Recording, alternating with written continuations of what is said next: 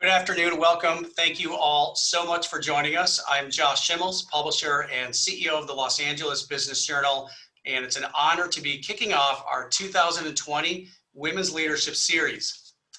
We've extended our annual celebration of women business leaders this year with a series of 3 virtual live events over the next 3 weeks.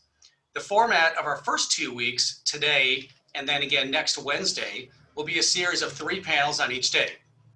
We're going to be having impactful conversations on extremely important topics with some of the most impressive thought leaders in all of Los Angeles.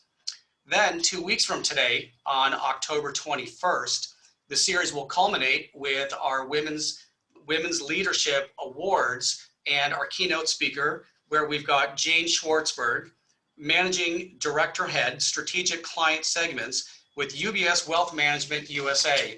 She'll be speaking, and then we'll be announcing this year's winners. If you haven't registered for next week's panel or for the awards event, I encourage you to do so. We've got a great group of leaders to hear from, to learn about, and of course to honor. Let me tell you how today's session is going to work. We're going to be holding 3 conversations, about 30 minutes in length each. The first is going to focus on today's work-life balance. The second on getting on boards and an involvement with those. And then third, leading through change. In just a moment, I'm going to be introducing our panel. We encourage you to learn more about each of our panelists and our moderators by going and visiting our website. So we're going to keep the link available to each of you live on the screen throughout the session. We're also going to be conducting live poll questions throughout the afternoon. They'll be related specifically to each of the topics that we're discussing. So when you see a question pop up on your screen, we'd love for you to participate, share your experiences and your opinions. Then we'll be publishing the results of these polls within Monday's print and digital editions of the LA Business Journal, and we'll post them up on our website as well. Before we get started, I want to thank our very loyal sponsors for being a part of this. Many of them have been a part of this event and involved with the LA Business Journal for many years. We appreciate your ongoing partnerships and really all that you're doing to support women's leadership in our community of business. So a huge thank you, first off, to our diamond sponsor, UBS. Thank you so much to our 5 platinum sponsors, Green, Hasson, and Janks, the Pepperdine Graziadio Business School, RSM, UCLA Anderson School of Management, and Wells Fargo. Additionally, I'd like to show my appreciation for all of our gold sponsors joining us this year. Bank of America, Camden Capital, KPMG, LA Care Health Plan, Miller Barrondes, Montage Insurance Solutions, United Cerebral Palsy of Los Angeles, Ventura, and Santa Barbara counties, the private bank at Union Bank, Union Station Homeless Services, and Vita Ventures. Thank you all so much for being a part of this entire 3-week series. We appreciate you.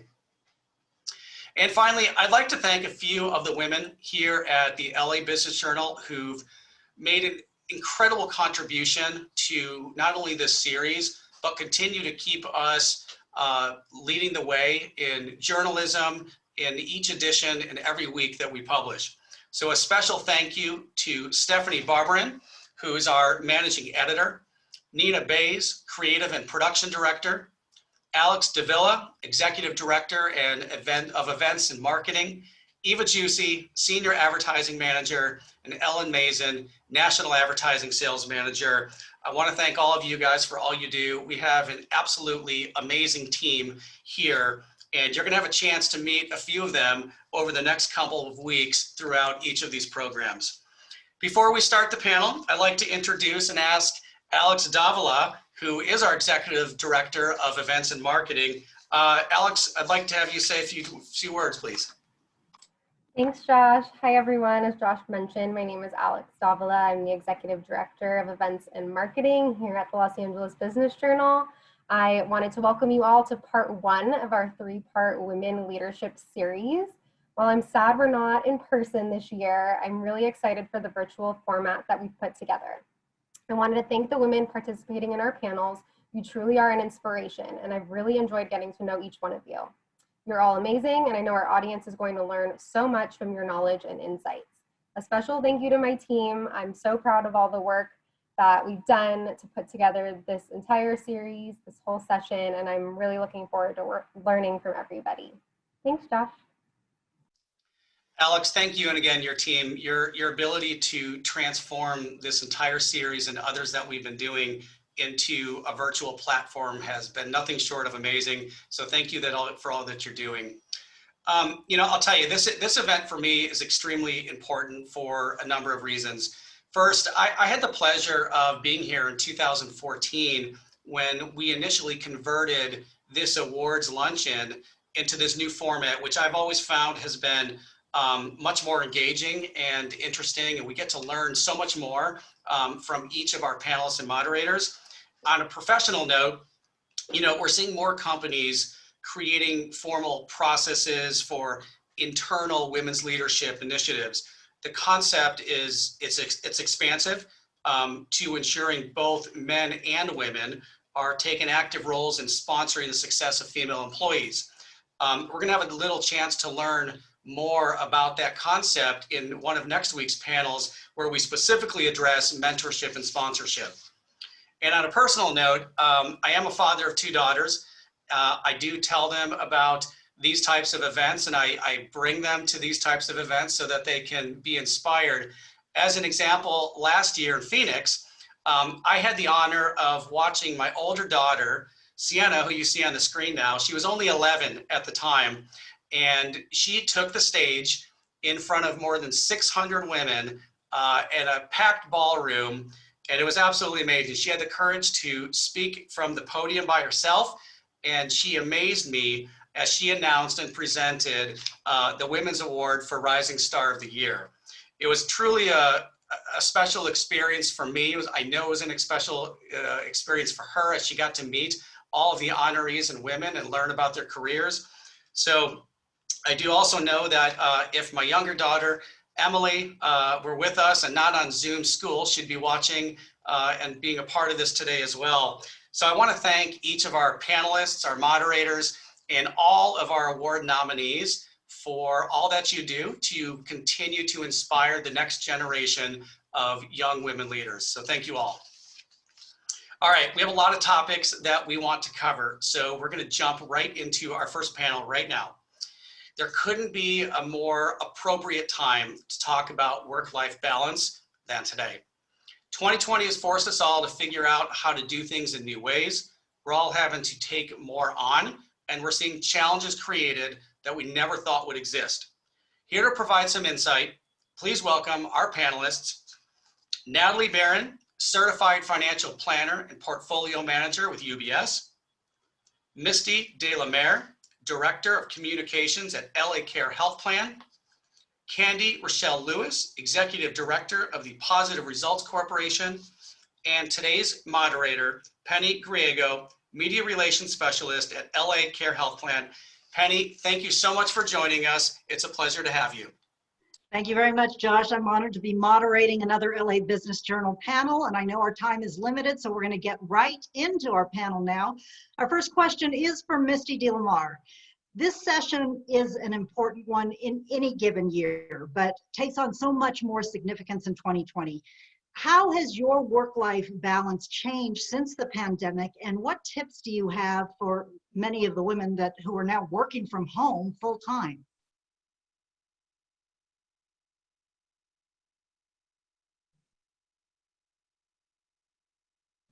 Unmuting myself there, thank you. I think the meaning of work-life balance has significantly altered during the pandemic. What I would say today is significantly different than what I would have said before COVID. Personally, I always feel strongly about having a healthy work-life balance or healthy work-life harmony. I used to be really good at leaving work at work and home at home, but now that's impossible because they're both in the same place.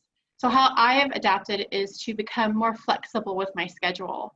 That means that I might be helping my 9-year-old daughter with her math homework during lunch. I might be playing Uno with my 4-year-old son in between meetings, but that also means that I'm jumping back online after my kids are gone to bed to finish up work that day. And never would I have suggested something like that before the pandemic, but it's what's working now for me and my family, and we've all accepted that. I think my best advice to the folks on the conference today is to forgive yourself. As women, we tend to be our own worst critics. So I guess I would just say it's okay if the laundry doesn't get done, or if dinner is from Grubhub or Postmates most of the week. We're trying to live as though everything is normal, but it's not, and how it impacts us will look differently, and we need to respect how others are dealing with it. And I think my final piece of advice is for people. It's critical that you as employers provide flexibility and understanding to your teams right now.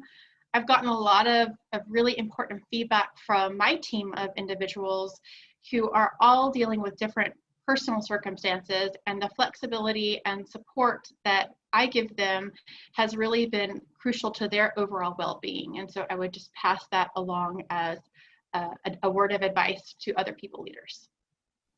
Thank you, Misty. And since Misty is actually my boss, I can definitely say that, yes, we do appreciate the flexibility she gives us. Our second question goes to Natalie. As is the case for many trusted advisor roles, the demand for financial advice has become pivotal for clients during the pandemic. Can you tell us about how you've juggled the need to be there for your clients while also being there for your family? Yes, as you imagine, it's been probably my busiest year. You know, with clients, there's so many people's lives are changing so quickly, and there's definitely the need to update financial plans, to run different scenarios to make sure they're making the best decisions. Also, as you all know, the stock market has been extremely volatile, so making sure that we're navigating the risks and the opportunities, making sure people have the right liquidity since a lot of people's income has changed. So there's been countless reasons why I've needed to talk to clients very frequently. And so longer work days is definitely been a part of it. But on top of that, I have the very important job of being a mother of a 6-year-old daughter and a 2-year-old. And as many parents know, the parental involvement in online and virtual learning and the homework that is required is significant right now.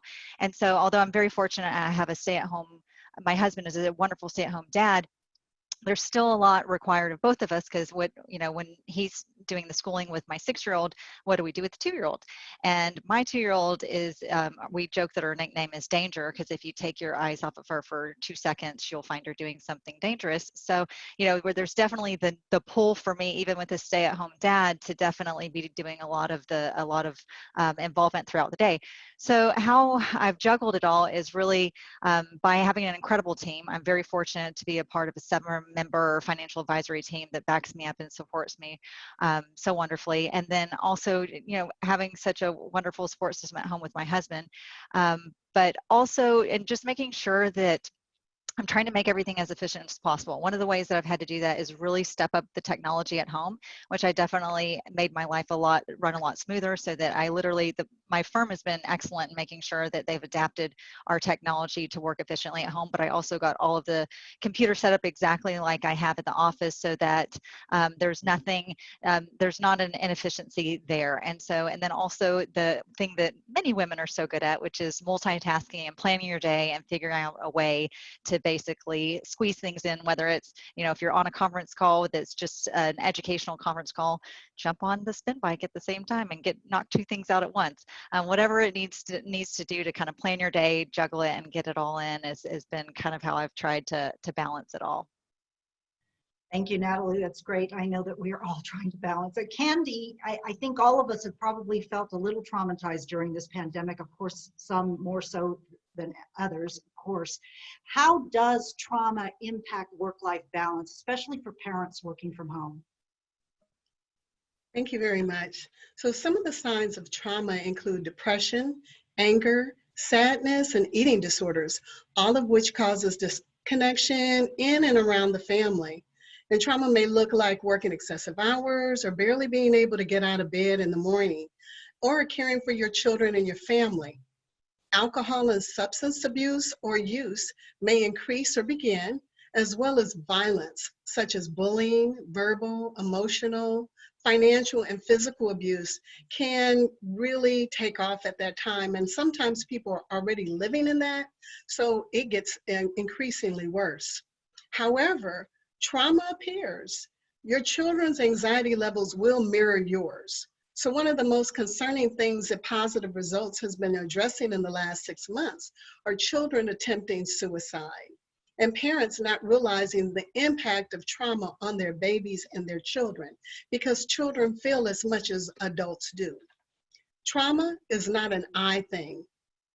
It is not about the individual. It is about the individual, their family, their company, and the community. And so employers, we like to remind you that you have internal clients. Those are your employees. And if they're not doing well, your company is not doing well. A strong, healthy employee builds a strong, healthy community and company, and then your profit margins increases. But it also builds that healthy family. And so employees need flex time, possible a shift in the hours, and allowance for less workflow for parents, especially those with small children and they're still going to school, or if they're providing for their parents. We have many workers that are also now caregivers for their parents. And we have to remember that less work does not necessarily mean less productivity or less profits, but trauma definitely means that. And so we like to also remind parents that when you're working from home, you do have to spend a little time with your children and your loved one, your partner. So we suggest things like, if you can, work out on your patio or balcony if you have one. Remember to drink water as often as possible and engage your children. Take them outside for a walk. Engage them, talk to them. Don't be afraid to talk to your kids and have them talk to you. Don't just be the one who's talking, because kids have something important to say. And often a lot of our trauma, we hold it in and our children are picking it up. So we want to hear from the kids so that they're not continuing to be traumatized and give more trauma to you. Also, make sure that you engage your children. You can have your children read to you, or you can also have them help prep the meals. And then make sure that you spend some personal quality time with your partner and yourself. Thank you, Kandee. It is heartbreaking to hear about suicide rates among young children. Happy that your organization is around and can help with some of them.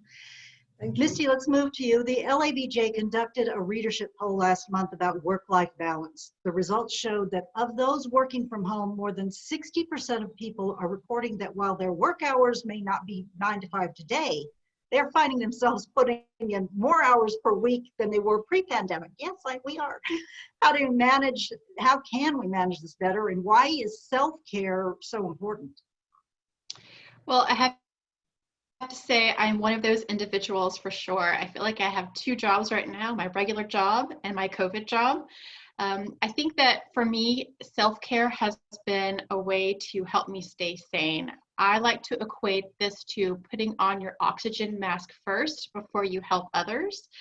And that's just a good rule of thumb for self-care. It's a well-known fact that women put themselves last in most situations, prioritizing everyone else around them.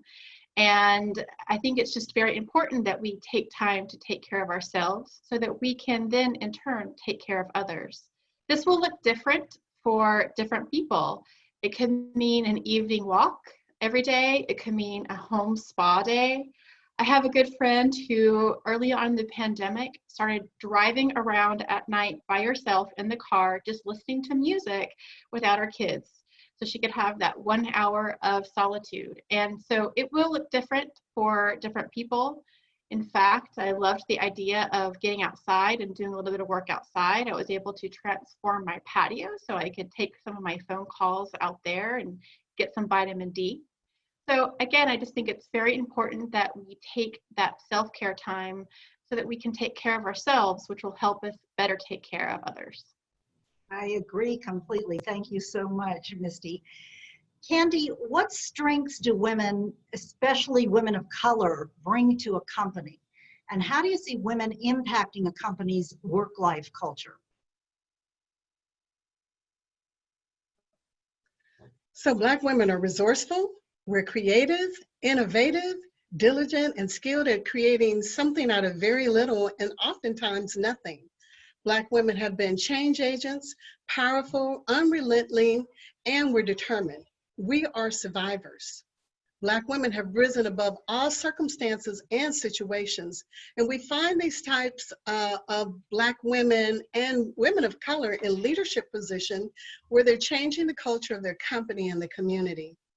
Black women bring a wealth of knowledge to every organization that they work with, whether it is their own company or one that they are employed by. They're extremely important to a business culture because they're resilient, they're compassionate, and we're understanding. We can be very demanding professionally, but we're also very supportive and patient. We're excellent teachers who lead by example. Black women are truly the gold standard when it comes to organizational leadership and guidance. Black women bring a perspective that other people may not understand, because we've had to look at all situations from all different angles, and we think outside the box. And as one of my community partners says, her grandmother says, we have a make-do mentality, that when we have to get things done, we're gonna do it. And we will not stop until it gets done. We need to succeed, we will succeed, and we wanna be associated with good and positive and powerful things. As I said, we think outside the box, especially if we own our own companies. We bring power because we are born leaders, we are born thinkers, we have the ability to create and recreate. And we want you to know that, most importantly, you should trust Black women. All right, thank you very much, Kandee, for that. And the next question is for Natalie. Earlier, we asked you about the importance of being there for your clients while balancing your out-home life. Many of your clients are working parents too, and they're facing similar issues as you are. How have your conversations and relationships changed with your clients? The conversations have definitely shifted to more personal discussion versus portfolio discussion, and there's a lot of just sharing about what people are going through, you know, whether it be the stress of the constant change in schedule to, you know, the distractions that we all deal with at home. My daughter jokes that this looks like an air traffic controller, but Amazon and its reviewers promise that this is noise canceling, and I hope that that's true every day so no one really knows the chaos that's going on in the background on the other side of that wall. But, you know, just sharing, you know, all the ways that you're trying to juggle being at home.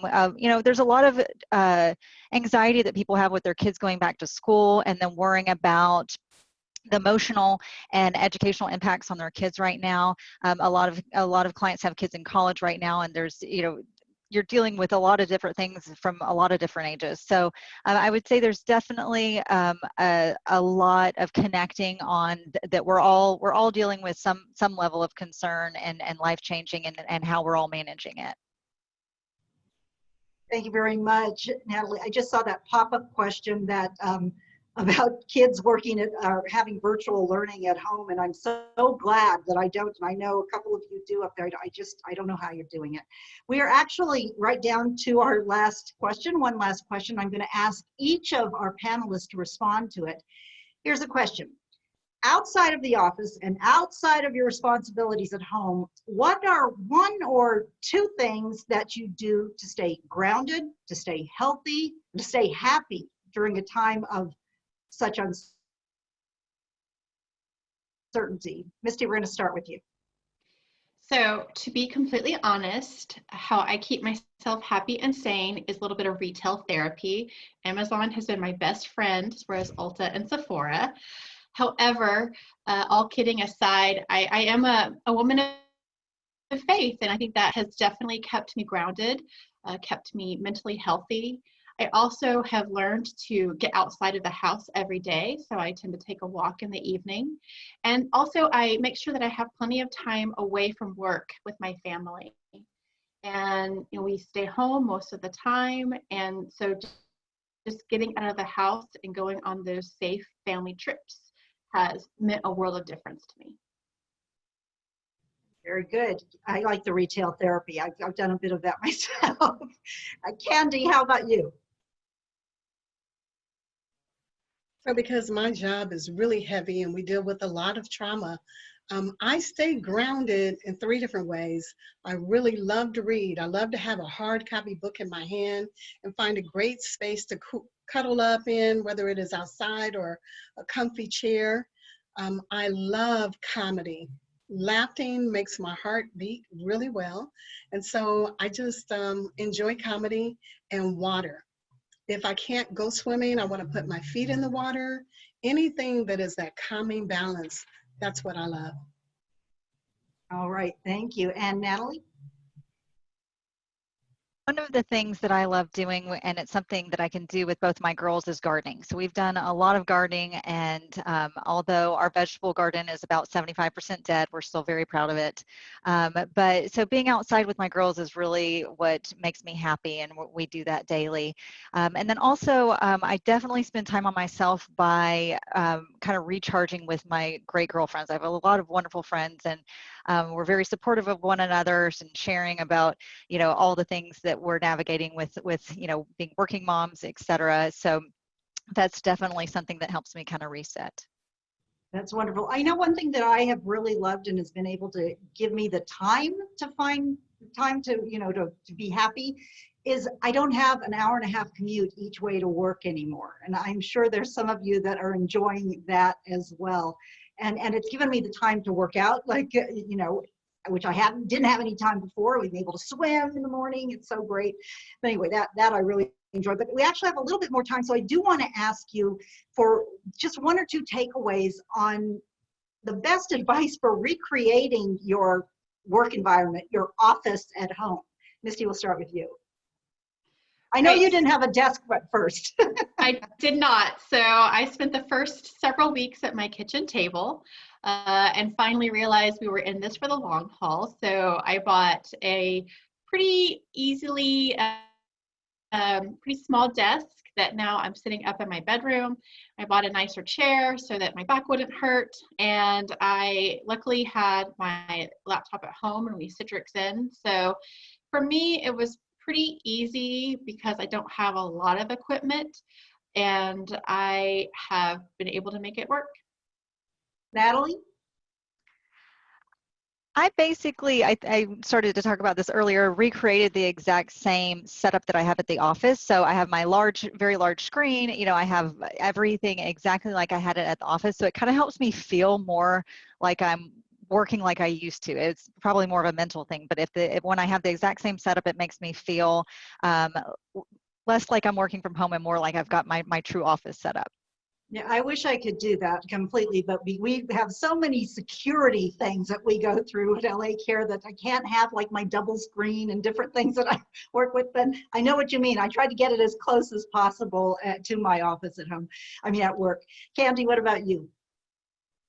So I also worked at my dining room table, as well as my team. We worked dining room table, bedroom, and we were very fortunate enough to receive funding from an organization that allowed us to get really nice desks and chairs to accommodate our team and myself.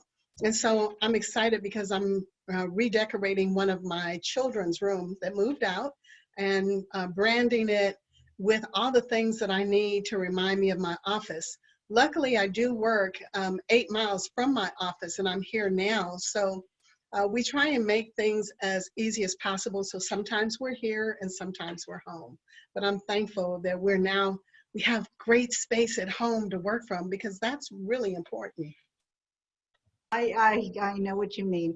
I sure thank all of you. I think that's going to do it for this work-life balance panel. Thank you, Misty DeLamare and Natalie Barron and Kandee Rochelle Lewis. I appreciate so much having been able to moderate this panel. And now I'm going to turn things back over to Josh. Well, thank you so much, Penny. I think that was really important for us to start off our series with this particular one. You know, Natalie, you had mentioned twice, and that was a really good takeaway for me, was the importance of trying to mirror the technology and the setting in your office at home for efficiencies. And I think that's really important. That's a great takeaway for us.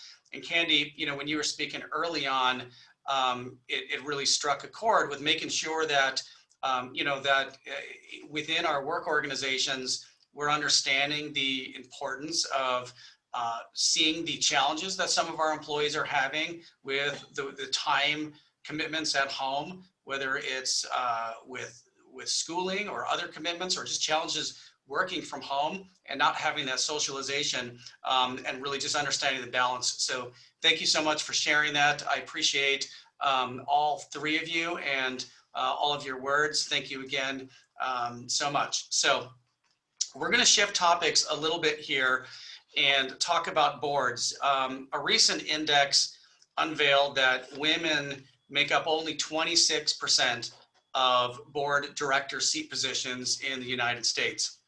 While we're starting to see an increased effort to ensure that both nonprofit and corporate boards are better representing the communities in which they serve, we still have a long way to go.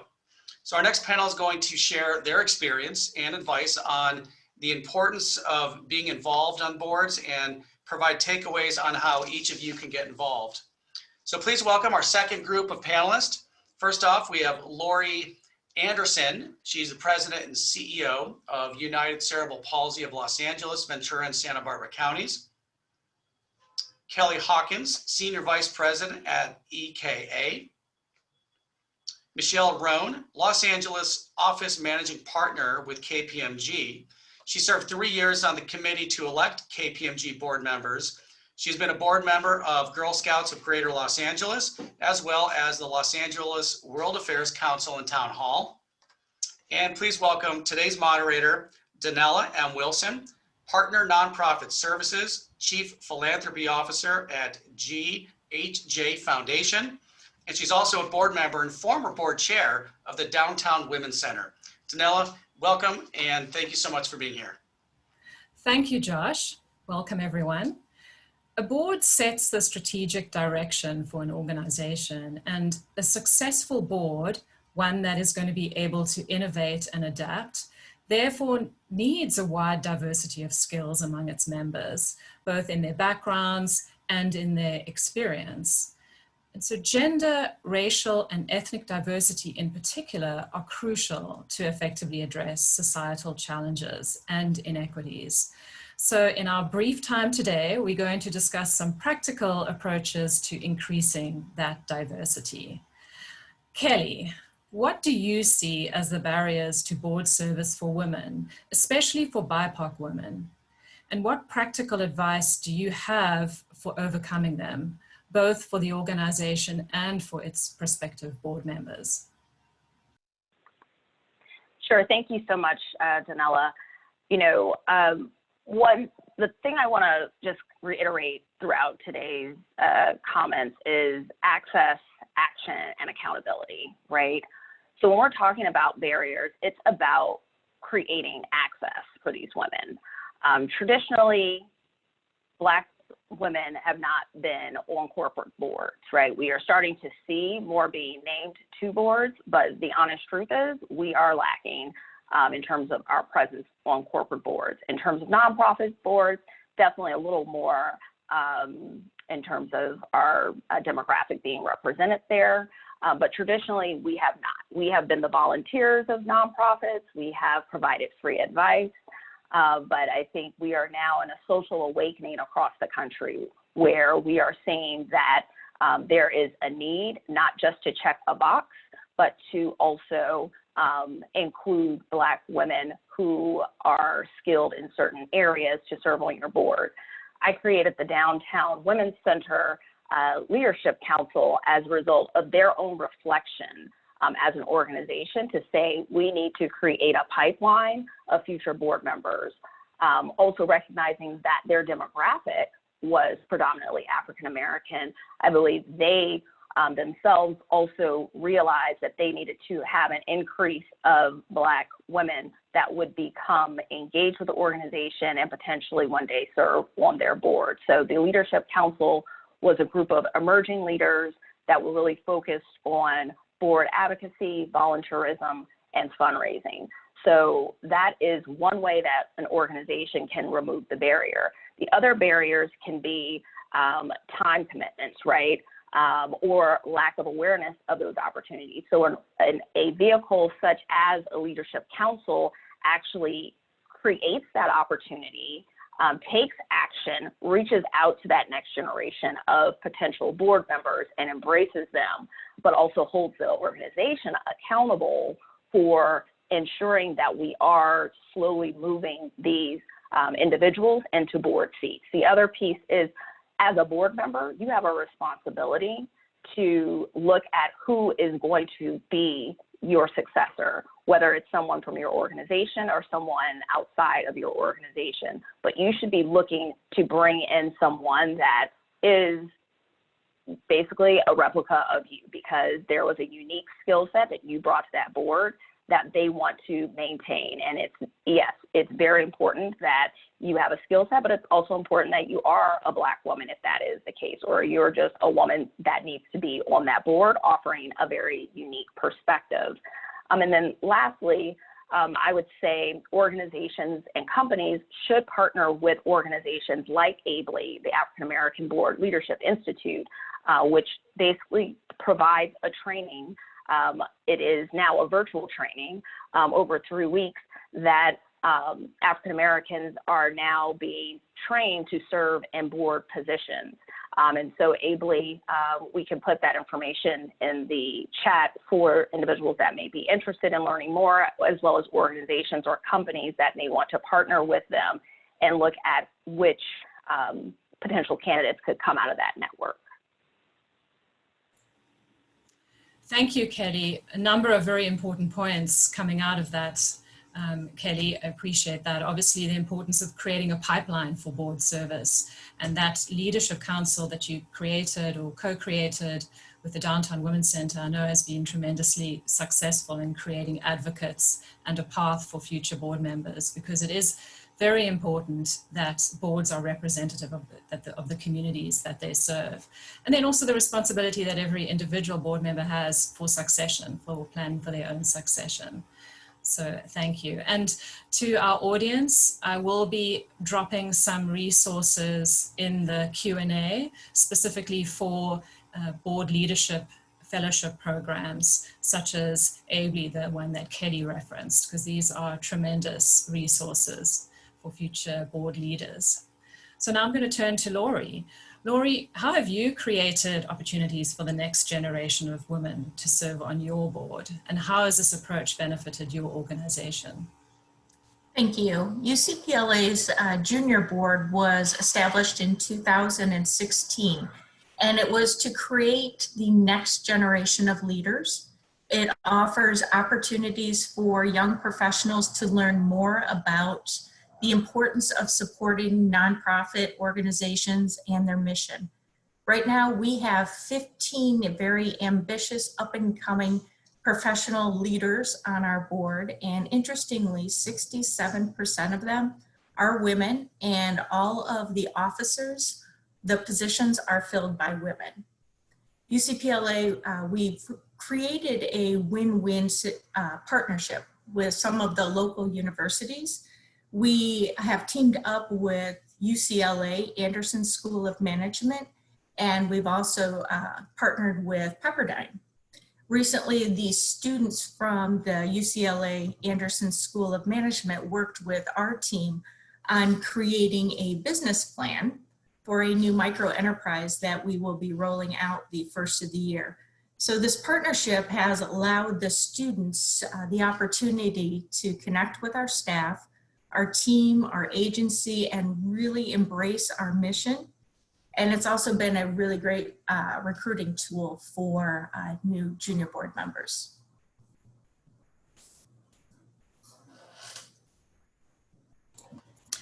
Thank you very much, Laurie. Michelle, adding on to what Kelly and Laurie have shared regarding the importance of feeding the pipeline and creating succession strategies, what practical advice do you have for improving the recruitment and onboarding processes for boards to make them more inclusive?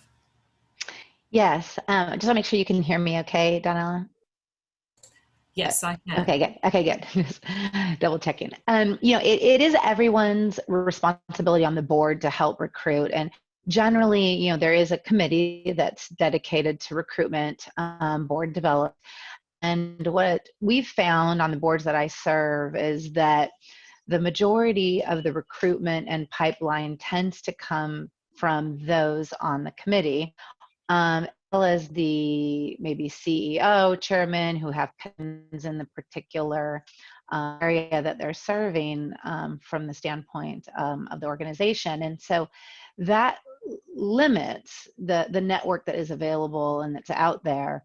And so we've made a conscious effort to really make sure that everyone on the board knows it's their responsibility to recruit new members. And that allows for more diversity on the board. If everyone is including their network and seeking out board members, it just allows for a much wider net, and also making a conscious effort too around diversity and making sure we're including diverse members in our pipeline. And so that's been very important. What else also is important is to thinking about the skill sets that we need. So every board has obviously a makeup of different folks with different backgrounds and different skill sets. And depending upon the current board makeup, there could be a different skill set needed. So while someone might have been a great fit on the last cycle, they may not be this time around because there's a specific need or specific skill set that is needed to provide that level of expertise on the board. So being able to match those skill sets and those needs is important. And so that also as a person seeking, and I know we'll talk about that in a bit, but a person seeking to get on a board should be thinking about that too in terms of their skill sets and what they can bring to it, to a board. Another great way to help look at a pipeline and succession is through community committees. So on Girl Scouts board, which I'm on, we have community board members. So they're not on the board of directors, but they're on a committee of the board, community members. And it's a nice way for them to get acquainted with the organization and decide for themselves if they want to make the commitment. Obviously, being on the board is also a big personal commitment. And so you want to be passionate about where you're spending your time. And the community committee is a great way to get involved. And it's a great way for organizations and boards to find new members, fill their pipeline, and think about succession. So seeking out those opportunities to include non-board members in some of our activities and endeavors through those communities is a great way. Something else we haven't talked about yet, which I wanted to bring up, is that many boards require financial commitment. Certainly from a nonprofit standpoint, we've been talking a lot about nonprofit boards. There's also corporate boards. So on a corporate board, generally you might get compensated for serving. On a nonprofit board, there is an expectation around commitments, not just time, but financial commitments as well.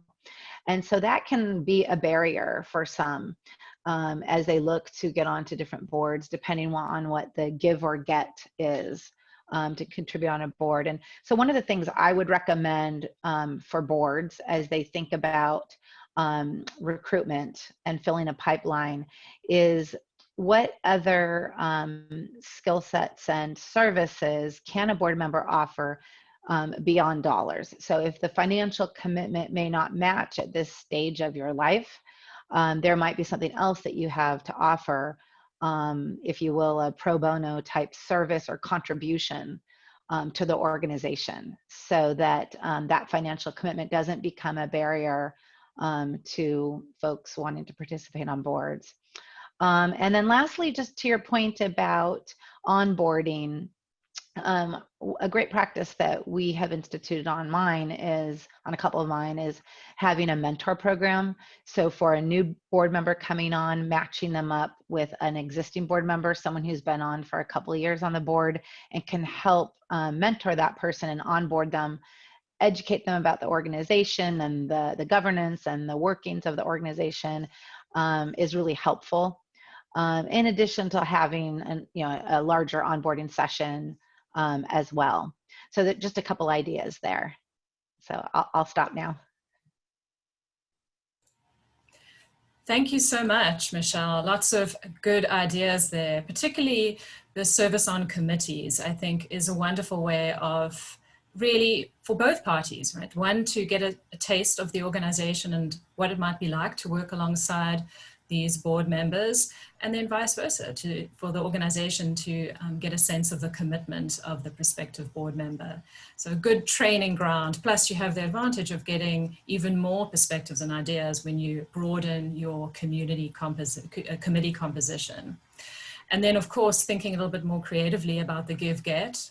There's some challenges thinking through, especially now with our focus on equity, thinking around the give-get a little bit more innovatively, I think is really important. And then, of course, once you have your new board members, making sure that they are mentored and guided and supported through this process. So thank you very much, Michelle.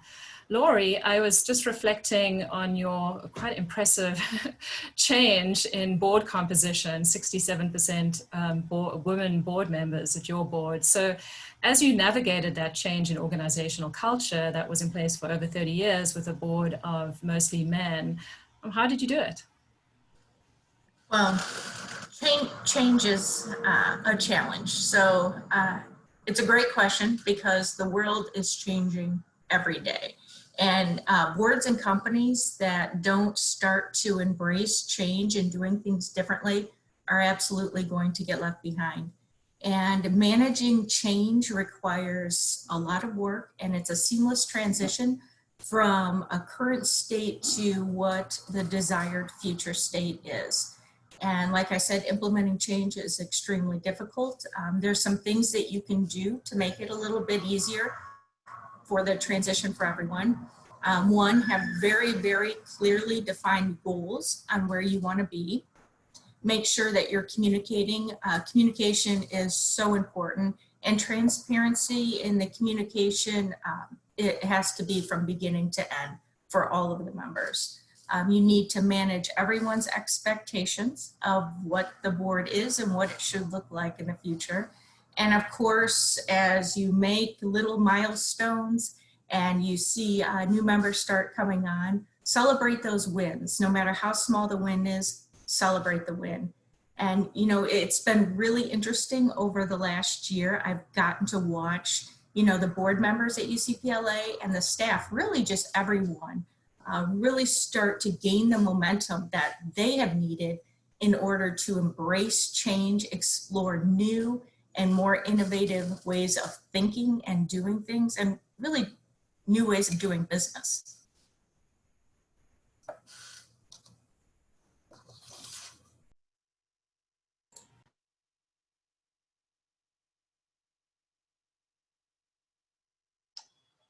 Donella, I think you may be on mute if you want to try unmuting. Oh, thank you. I'm unmuted and then promptly muted myself again. So I was just saying that to Laurie, to comment to Laurie's points, that celebrating the small successes are very important. We sometimes overlook that when we're trying to make big changes. So I agree completely.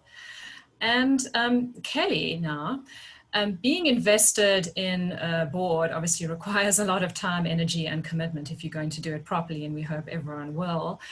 So a significant aspect of board selection, although it's sometimes overlooked, is fit. And as our audience looks to get involved in boards, what advice would you give to them when it comes to the importance of finding the right fit? Yes, so in terms of fit, you know, I serve on Coro Southern California's board, which is a public affairs organization, nonprofit here in Los Angeles, as well as Climate Resolve. Both of those organizations, when you look at my background and skill set, there is an alignment, right? Early on in college, I was the co-president of the Environmental Society. So it was an environmental justice type of organization. And I continued in my personal life to really be responsive and advocate for environmental justice issues, which is why I serve on this board now. The public affairs piece, obviously I work for a public affairs firm currently. When you're really thinking about board service, because I think right now, in some instances, a lot of women are being asked to serve on nonprofits specifically, and slowly on the corporate side as well. But I think what we do is we get so excited that we ourselves, the individual, forget to be reflective as to what our skill set is. And while, yes, the access has been created now because we have been asked, but how are we actually really processing what the ask is and how that fits into our life? How does it align with our personal ethos? How does it align with your professional ethos in terms of the mission of your own organization? I'm fortunate enough to work at an organization where they do support being involved in the community via board support and so forth. And so I think that's one of the reflection points that individuals need to think about.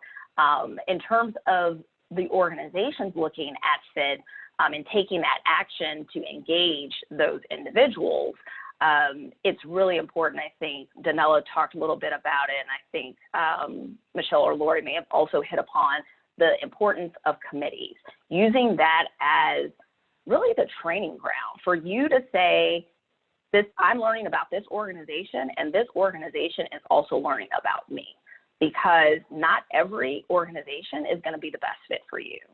There are certain organizations where I'm better as a board member, and others I am better as a supporter and an advocate for that organization, or that's who I want to donate my money to through my charitable gifts.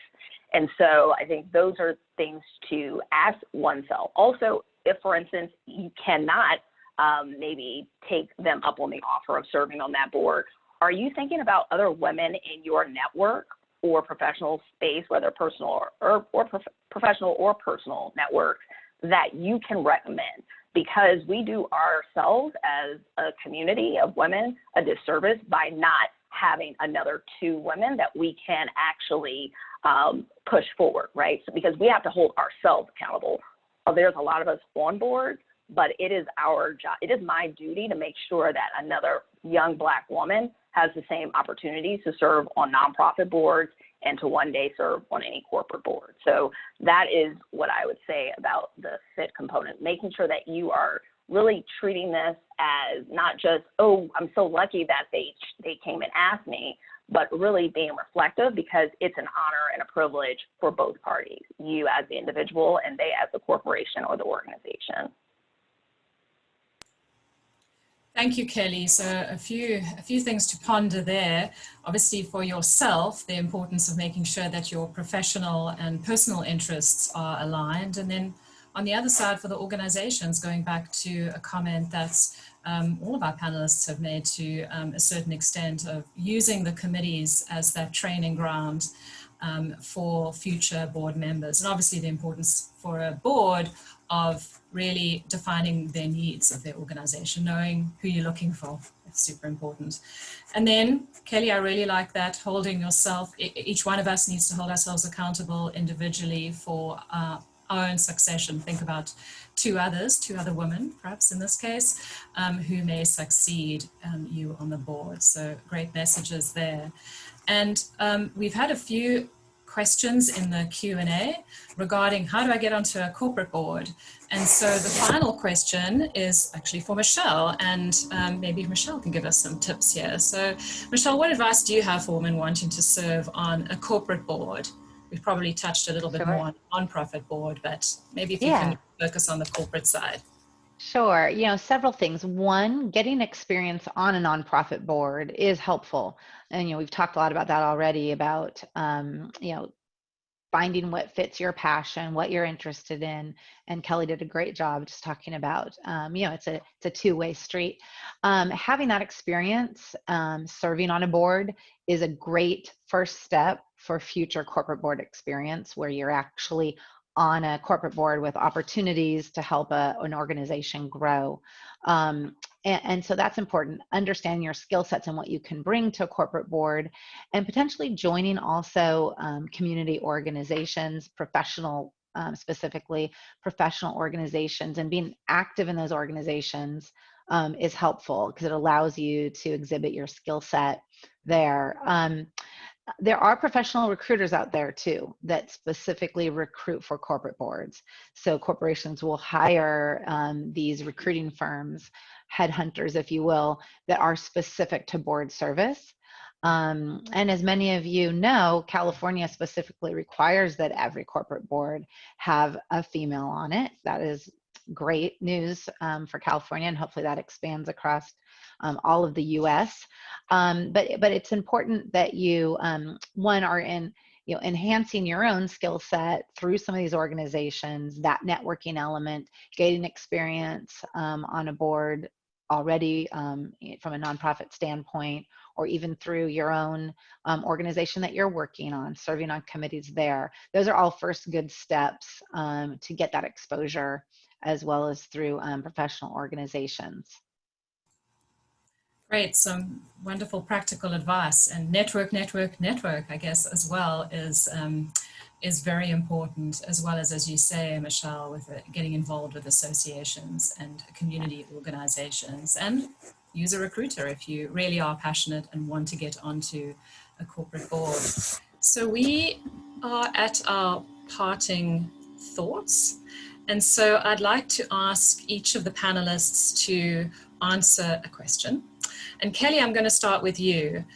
What should boards keep doing when we're thinking about the importance of diversity and equity and inclusion and getting women on boards? So I think the first one is, again, we're back to our 3 A's.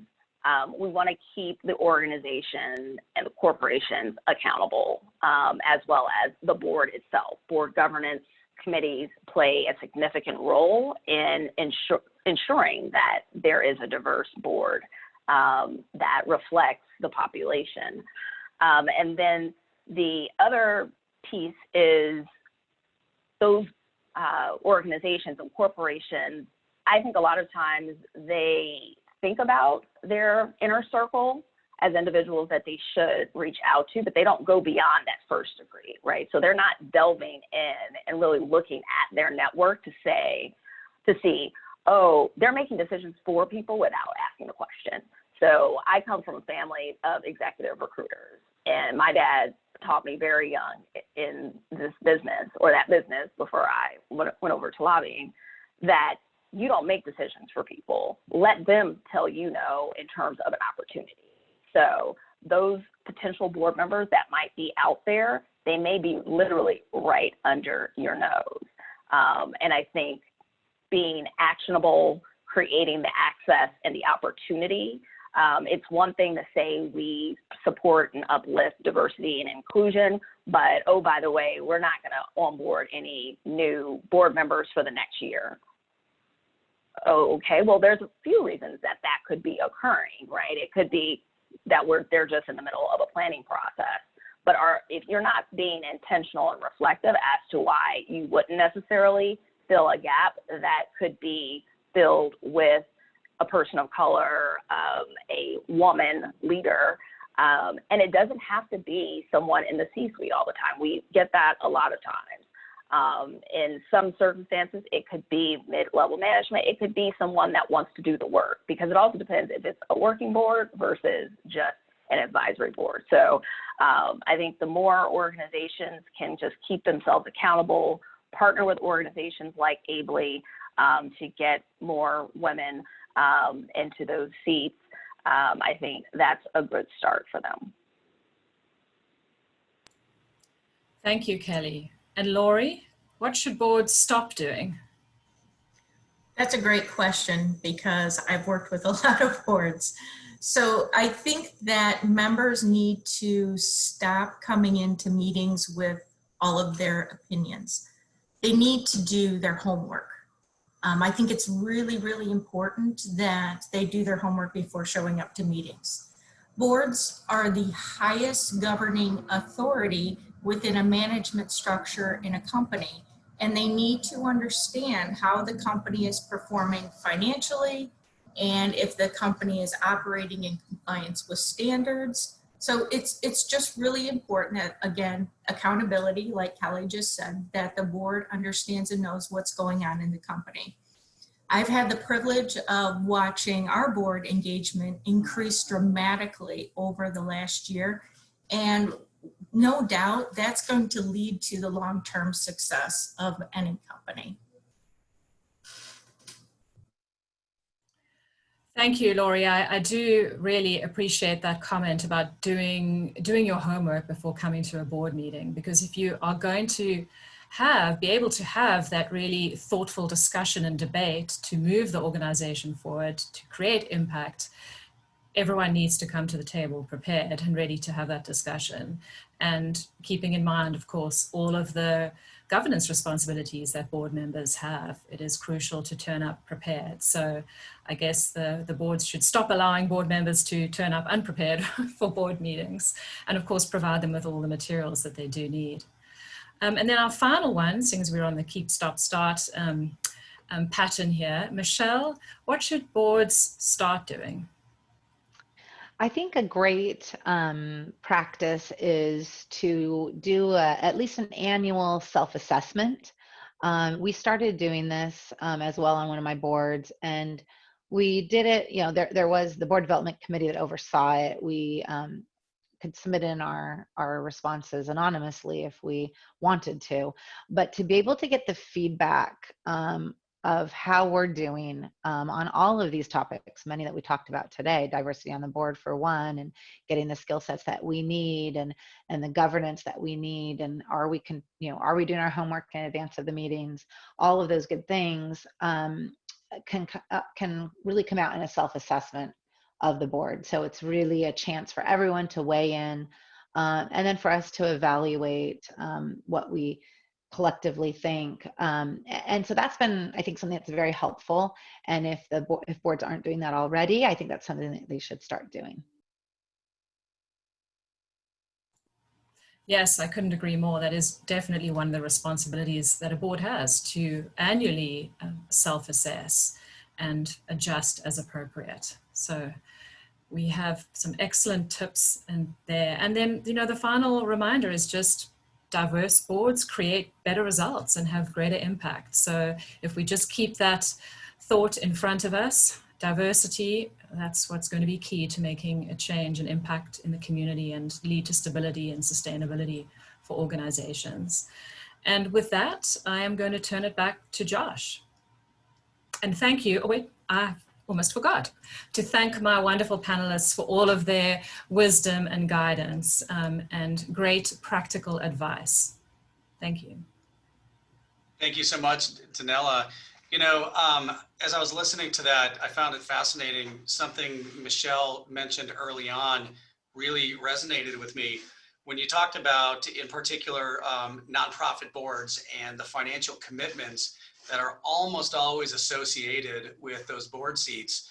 I think that's something that probably, while I understand the importance of it, in particular when working with a nonprofit and looking to support it, I can understand that. At the same point, I think that it can be a deterrent for some, and I think it can certainly limit those who may be able to provide tremendous value to a board, which only impacts the nonprofit organization as a whole. So I would love to see other ways, like you mentioned, whether it were fundraising efforts or in-kind services. There has to be other ways to get people involved, because I do think not everybody's in a position individually or through their organizations to have financial commitments to board seats. I think that was a great get. How about a virtual round of applause for our first two panels? Congratulations. Thank you guys so much. You've been amazing so far. Our final panel of the day is leading through change. And again, very appropriate in today's environment, whether it's the change that comes from being in a pandemic like we are now, a changing economy, or internal cultural change. It takes the right type of leader to best work with their teams. So please welcome our final group of panelists for today's session. First, we have Dr. Bernice Ledbetter. She's Dean of Students and Alumni Relations with Pepperdine Graziadio Business School. Ann Miskey, CEO of Union Station Homeless Services. Danone Simpson, President and CEO of Montage Insurance Solutions. And today's moderator, Dara F. Castle, Washington, D.C. Metro Market Leader, Government Contracting National Industry Leader, and National Women's Initiative Leader with RSM US LLP.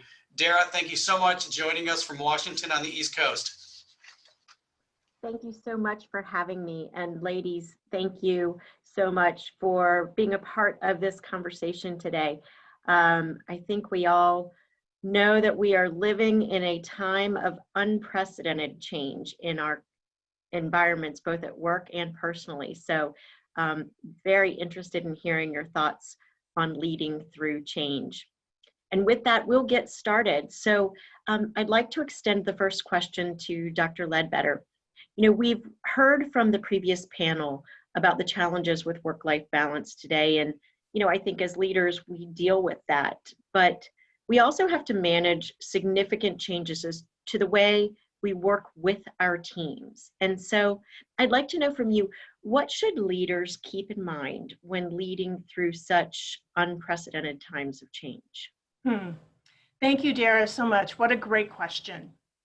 I think the first thing to keep in mind with our teams is that people respond to change differently. Some are eager and excited about the new possibilities, they adapt quickly, and others are more fearful that change spells possibly even disaster. You know, anxiety is heightened right now, and many of our team members, staff members are kind of wary of, you know, what's going to happen. You know, are we going to do layoffs? Will they? I think we owe it to the people who report to us to be transparent and to provide clarity, because people search for clarity and they are eager to find, you know, what they can hold on to. And we all know that in the absence of information, people will just make it up. And whatever they make up is always negative for the most part. And so we can get out ahead of that by offering clarity and sharing what is the reality for the business and address the need for information. So when we think about people responding differently, we just have to individualize our way of leading for each person on the team. You know, we need to understand what their response to change is, and really that's called situational leadership. Secondly, I want to point out that I believe people are resilient, but we can't over rely on that too much right now. I think many employees are exhausted and burned out. Many feel like they are expected to be always on, and many are suffering loss. Many have lost family members during this pandemic. And so it means we need to check in more frequently and ask how people are doing. How is the family doing? And really importantly, I think we need to ask, what can we as a company do to adjust our work arrangement to make your life more manageable? You know, what a great question to ask, and to let the team members share what would help. And then finally, I think that right now we need to be very mindful about making sure that we're still developing team members. A lot of us have had to cut budgets, and a lot of times what gets cut first is professional development. So, you know, that seems like it's now outside the realm of possibility, but there are many things we could do that are not an extraordinary cost, because I think we need to make sure that there's the opportunity to learn and grow as leaders. I will say for us, pleasantly, we've seen an uptick in our part-time MBA enrollment this fall. And so we see people saying, now is the time for me to learn and develop myself. So as team leaders, I think too, we need to be especially mindful of women on our teams. Believe it or not, some women in the workforce associate the idea of leadership as a male trait, and therefore they don't see themselves as leaders. And so they may need some encouragement from team leaders to see themselves as leaders. We do know that training and education helps women achieve economic prosperity, and overall job retention is much higher for women with degrees, certificates, and other kinds of credentials. That insight comes from the most recent McKinsey report on women in the workplace that just came out. And so bottom line, I think leadership's never been more important than it is right now. And we can help our team members develop as leaders during this time. And I think that's a really important way for us to think about how we can adjust and work with our teams during this particular moment in history. Wow, thank you. I am familiar with the McKinsey report you speak of, and I encourage, as you did, our female participants today to take a look at that. It's quite insightful. And so, as you have described that we have to look at things differently in this time of change, I'll go to Anne next and ask you, Anne, as organizations work to accomplish their goals, they've had to adjust. And so what do you see as the biggest challenges when you are dealing with leading your mission to serve the homeless? Thank you, Dara. That's also a really good question. You know, one of the first things we heard, I think it was March 13th, was, okay, COVID is here, everybody stay home to stay safe. That's great, except the vast majority of people we work with don't have a home. So we were in the situation of having to continue to serve our clients. We have over 5,000 people that we serve, and how to do it while keeping our staff safe was a huge question. And then on top of that, we have over 3,000 volunteers that work with us. We figure that's worth about 26 full-time staff. Suddenly our volunteers were all staying home. So we were in literally overnight in a new world. So we came together very, very quickly as a leadership team to go, okay, our mission is we have to continue serving people. We have to keep our staff safe. What do we need to do? And of course, the word that we keep hearing right now during COVID times is pivot. So we had to really pivot and start working in a new way very, very quickly, because if we stopped working, we could literally have people die on the streets. So we looked at, how do we get PPE? Again, another word we've all learned during COVID. How do we get that for all of our staff? Make sure they're safe. How do we turn to more remote work for our clients as much as our staff? How do we make sure our clients have cell phones so that we can contact them? How do we get our volunteers doing stuff for us at home and making it safe for them? So these were all things that we had to really look at. One of the big areas that we were really affected and we had to change was around food security. Because I don't think a lot of people have thought about the fact that with everything closing down, people who were living on the street suddenly didn't have access that they had previously to, say, faith groups that were providing meals or food banks that were open. Suddenly everything was closed. We had situations where people were literally starving and had no place to get food. So again, overnight, we had to ramp up to providing 8,000 meals a week for people, literally just overnight. And we were able to do that by mobilizing our volunteers in safe outdoor space where they started, compiling meal kits. And then we partnered with businesses who might have ordinarily had to lay off their people, their delivery drivers, but we were able to actually form partnerships. They could keep their staff working, and we were delivering literally throughout the San Gabriel Valley, all the way from Pasadena to Pomona, and delivering these meals. So these were the kinds of things that we had to do really quickly. I will say one of the challenges about being a nonprofit is, we often operate on a dime, and technology was something that we just didn't have really robust technology. Although I will say my director of ops came to me early March and said, I've heard about this thing called Zoom. I think it would be really good if we got Zoom. And I didn't know what Zoom was, but we thought, okay, this is a great way of connecting our staff. We literally signed up to Zoom a week before COVID hit. So we all Zoomed really quickly, and that's our new reality. So, again, it was about our leadership coming together and recognizing this is a new world we're living in. And we can't stop. We can't say to everybody, okay, folks, hold off, stop, pause, let's figure it out. We had to do it on the fly. And because we were able to do that, we ended up with no cases of COVID, with staff or clients, everybody getting meals, and everybody continuing to get served in the crisis. Wow. Well, sounds like you were certainly fortunate to have invested in learning Zoom at precisely the right time.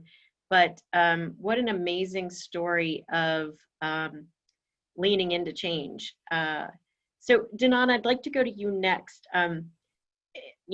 Dr. Ledbetter told us some interesting things about change and about women and our contributions in change. And I'd imagine that there's some commonality to what Anne experienced in the nonprofit world as to what you experience in a for-profit world. So why don't you share with us what the biggest challenge in 2020 has been in leading your business through this change, and then maybe what lessons have you learned? Thank you very much. It's a loaded question. No, what's interesting is I saw an article published of all the different industries that were impacted the most with COVID-19. And frankly, insurance was at the very bottom of that list. But, you know, I think for me, the biggest challenge has been really making sure that our team is not only set up virtually, so it was a mind shift change, and because we are a team, we work as a team. And so how do we communicate with everybody all over the city, right? And how do we serve our clients? And the one thing that I've always wanted to be in was a have business. And it's interesting how here I am in insurance, which is a have business. And on that measure, a lot of our clients are nonprofits. We have a lot of schools, private and charter schools. We have a lot of nonprofit organizations that serve the blind and disabled that had to stay in business, a lot of essential businesses. So with that, even our fashion designers and many of our other not-for-profit businesses, everyone's organization is completely different. So while we were always in person serving all the time, our motto is really to be in front of our clients at least once a month or as often as possible, to be there, see the people, meet the people, know who they are. I'm from the nonprofit world myself, so it's about serving the people. And so I think the biggest challenge has been shifting to this virtual world, as you spoke about, Anne. We all zoomed up, and it's been marvelous. We've even, I think innovation is very important, and being creative with your teams, as Dr. Ledbetter spoke about.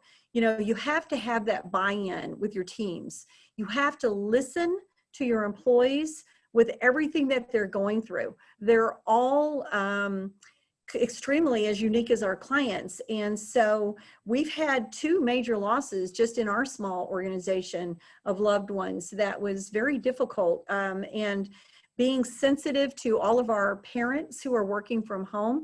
We hired a new hire, and we've only seen her maybe 3 or 4 times. You know, she just went straight into working from home in April, and she has an older child, yet still in school at 13. So she needs to be home with her and help her with schooling and all of that today. So I think it's really, the challenges have been working in this virtual world and being innovative, also disaster recovery. We all have our disaster recovery programs, right? And that's something in my industry. Well, we realized that there were some parts of that disaster recovery that maybe we didn't think through. You know, we've had every type of disaster practically that could be, knock on wood, there's no more. But I mean, if you think about just a lot of our clients, you know, they went from trying to open up to actually boarding up. So we not only had a deadly virus, we've had riots, we've had peaceful protest, a lot of people coming together at a time when everyone was trying to open up. So then they had to close back down. All of that is very difficult and challenging for employees. But what I've really learned in this is a pebble creates a river. And so really looking at opportunities and being very mindful, as one of the ladies before spoke about before, is taking care of yourself first. That work-life balance is super important, and holding steady on the wheel. I think being very consistent is very important. Your communication with your employees and your clients in what we're doing. We geared up to having monthly seminars on site to virtual webinars. We've had, instead of 1 a month, we actually put off 2 a month right in the beginning of it, a lot of COVID-19, a lot of guidance, a lot of legal guidance. There were many questions our clients did. We work in benefits, workers' comp, and help our employees, our clients with their compliance as well as wellness and safety. So all of that went into the virtual world. But I think it's really creating a vision and having that team buy-in to help you through the change, and so that we were successfully acting as a team for our clients. Yeah, teamwork has been crucial during this time. I can really associate with a lot of what you shared in that, you know, in RSM, we've had to balance that taking care of our people with taking care of our clients. And so everything you said really resonates with me.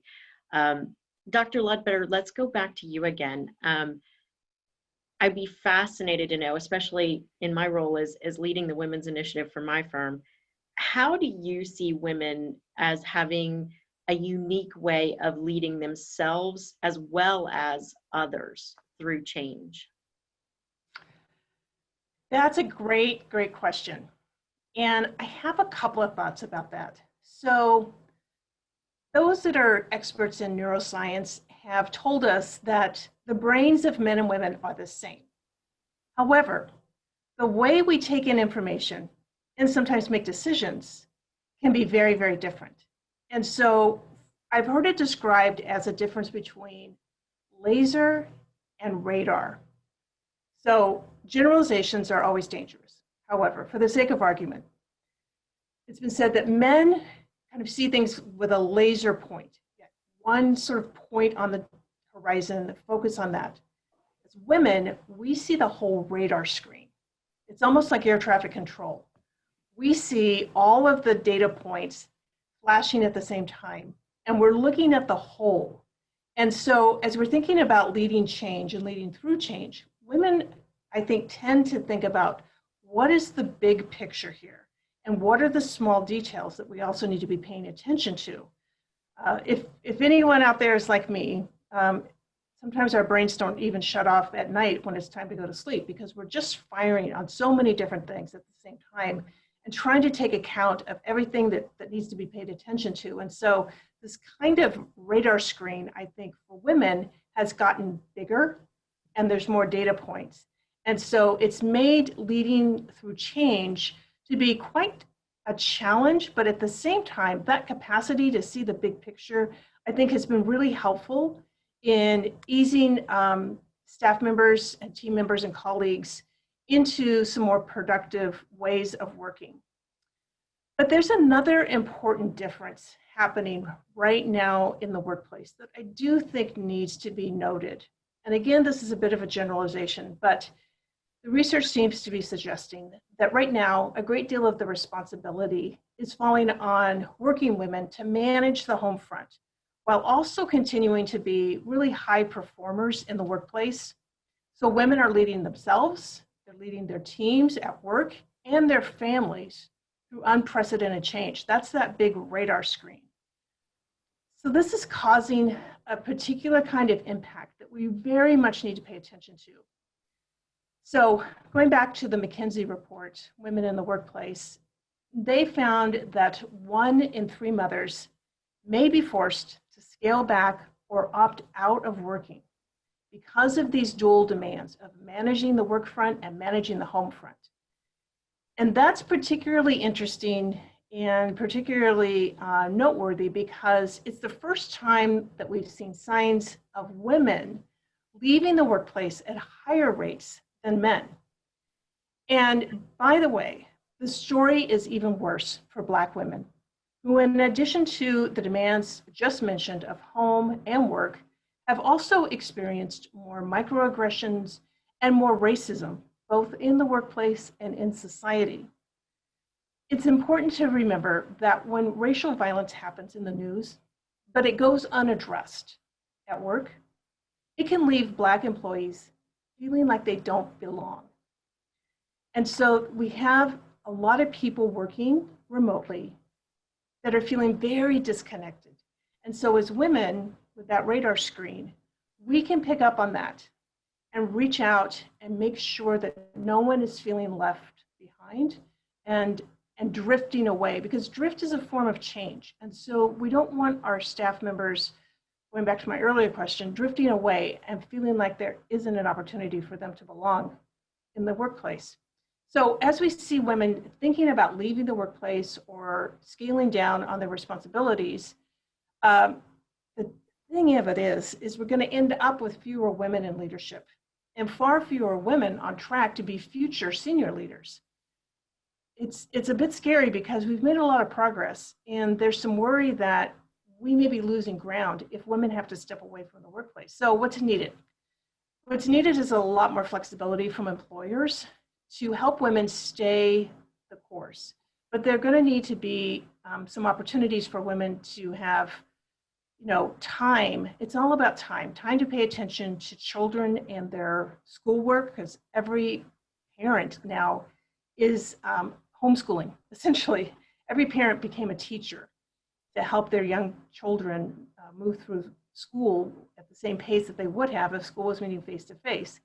So I think that there's an opportunity as leaders and as women to pay attention to these challenges that are happening. And it's up to us to make sure no one is falling away, and that we can ask the hard questions around what is needed to help everybody persist in the workplace. We really don't want to see women leaving and because they feel like they can't do both.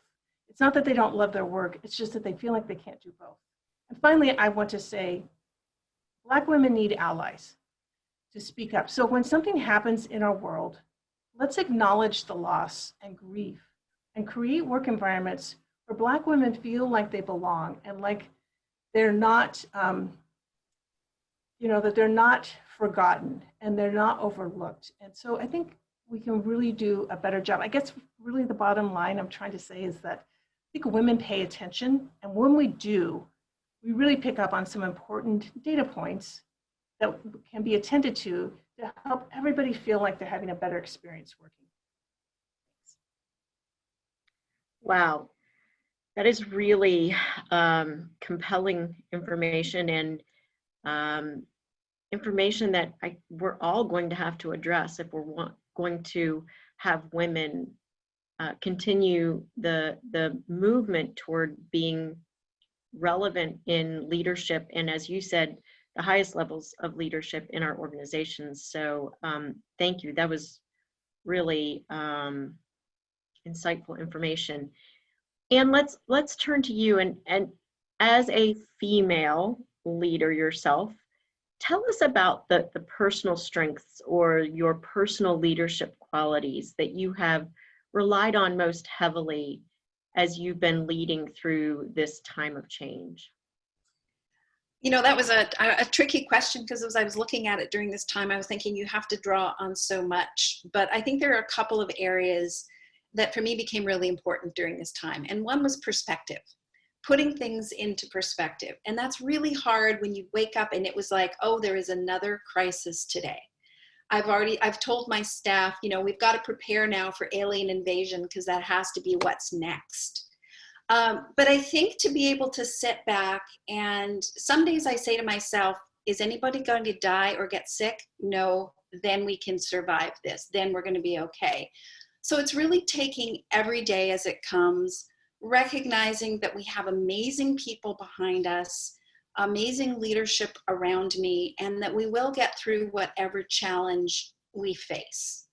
And to make sure through that we're acknowledging that it's tough, that it's hard, we need to be flexible. I love what Dr. Ledbetter just said, because I think that's so true. All of those things that she said about how we're flexible, how we're recognizing that people are being torn. And again, saying, you know what, at the end of the day, it doesn't matter if that thing didn't get done, as long as we keep moving forward. And so for me, even though at times I wake up in the middle of the night stressed out, I'm able to go, you know what, it's okay. We're continuing to work. People are employed. People are being helped. We can get through this. So that's one of the things that's really helped me. I would say the other is, my philosophy has always been, My job as a leader is to deal with roadblocks. It's to inspire. It's to make people feel safe. It's to acknowledge the people that work for me, help clear the path so that they can do the job, because, you know, goodness knows I can't manage everything. So I feel like if I can clear the way for my staff to do what they know how to do, if I can make their jobs easier and let them run with it, then we're all going to be successful. So it's about creating leadership opportunities for all the people that are around you and allowing them to really lead. And that's what I've seen during this crisis, is when you give people that opportunity, when you create the vision, when you set the big stage, when you inspire people and let them run with it, 99% of the time, they will come through for you and they will do an amazing job. And at the end of the day, they feel empowered. They feel able to carry through whatever the crisis of the day might be. And that's what I've seen in our organization, is we've worked together to say, how do we make this a safe place for people? How do we make people feel like that they're important, that they can take the lead? And then we stand back and let them run with it. And they have. And we've increased our staff during this time. We've promoted people. We've been able to do all sorts of things, even though there's been this kind of cloud of smoke, a virus, and feeling like there's doom hanging over you. We've been able to go forward. So again, I feel like I need to get out of the way of my people and just inspire them and then let them go. And that's worked really well for us in our organization. Well, Anne, that is truly inspiring leadership. Danone, I'd like to go to you next. And so I guess sort of playing off of what Anne has just shared, what do you believe is one of the most important skill sets for leaders, and how can we develop them best? You know, I love the word inspiration. I think it's very important. And I think women are unique in the fact, and I think that's why there's so many women-owned businesses today, is we've had to soften our hearts. We've had to listen. Listening, to me, is one of the most important skill sets that we can develop, and it's a constant development. Would I say I'm a great listener today? No, I still have much more to learn. I went to Pepperdine's Graziadio School of Business, and I actually had to look at the calculator like several times. I was like, wow, I was 57 years old when I did that. That was the hardest thing I've ever done in my life, but I knew at that point in my life, in order to take this company where it needed to go, I had to learn. I had to be open to learn. And thank goodness that's one of my signature strengths, is love to learn. Listening and learning, I think are very, very important. We have to constantly focus on mindfulness, wellness of ourselves, our families. I have children in the little office next to me, because a lot of my employees are back. They're welcome to come. We're back about 2 to 3 days a week, and some work every day. We're a limited staff, very careful. Everybody has personal offices, so it works out. And I have the children in the next little conference room next to mine, and I love watching them. And I'm watching the parent as she's going in there throughout the day to help them with their school, and they're exercising, and I'm exercising with them.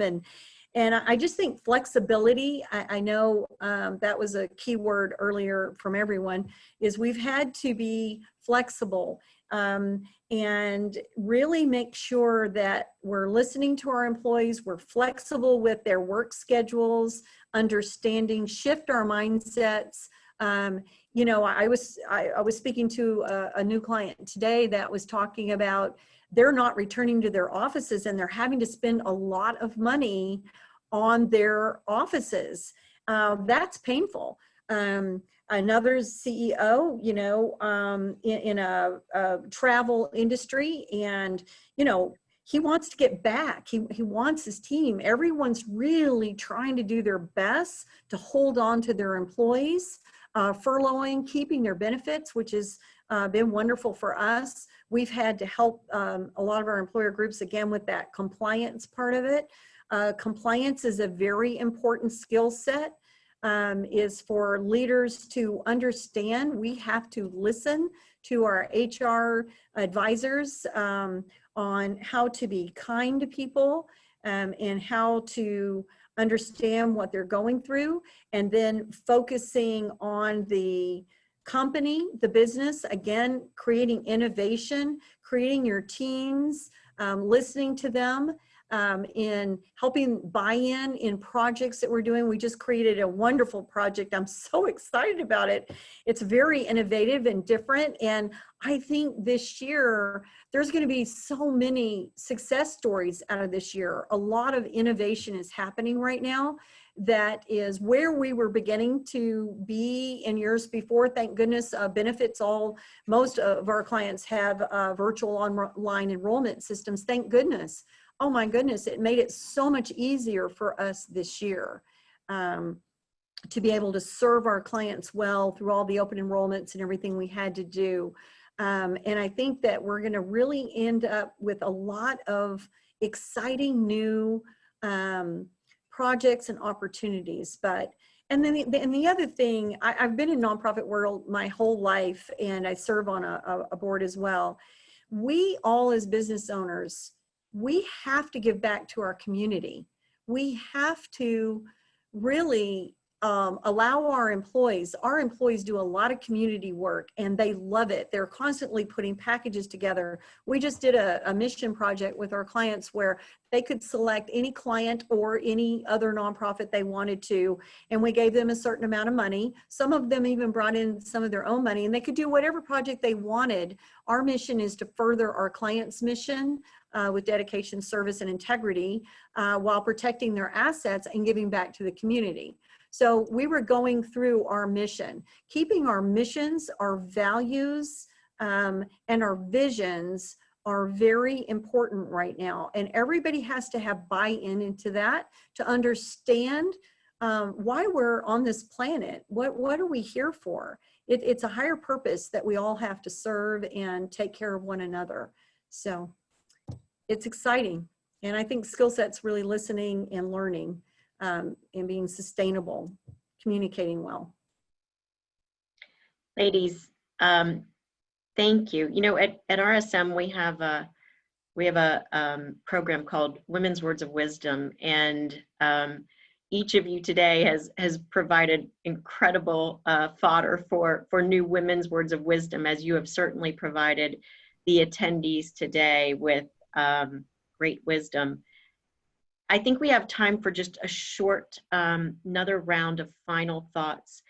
You know, today's leaders have the challenge of managing the needs of their company, their bottom lines, their people, and doing all of this while leading with compassion and understanding and truly, in a way we never have before, thinking about our employees' safety. So just a quick round.